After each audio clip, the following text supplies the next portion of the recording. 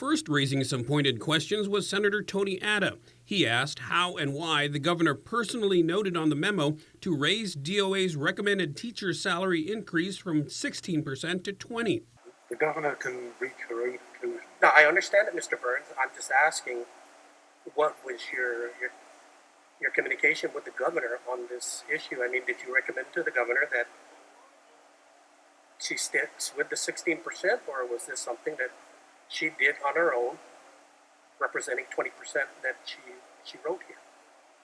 Well, you spoke again before I finished what I was saying, or about to say. The governor can reach her own recommendations,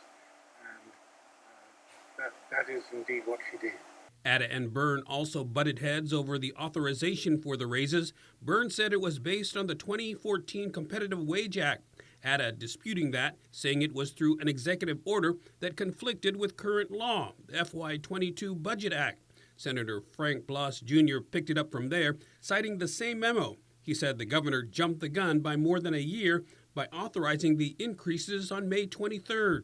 Before you can implement any plan or any pay towards teachers, you've got to submit some paperwork to the legislature, which you've said already you haven't submitted anything,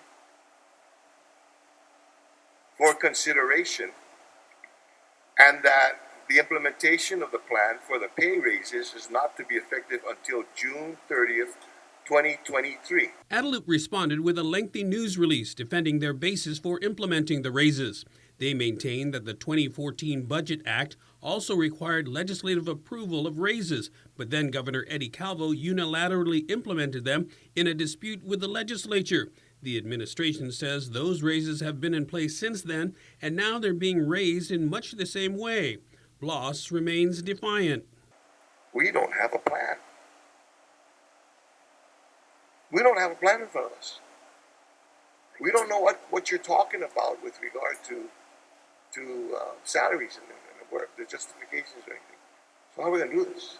The explanation will have to wait for now. Education Committee Oversight Chair Chelina Nelson plans to call the GDOE officials back when they get to the discussion of individual department budgets. For KOAM News, I'm Nestor Lecanto.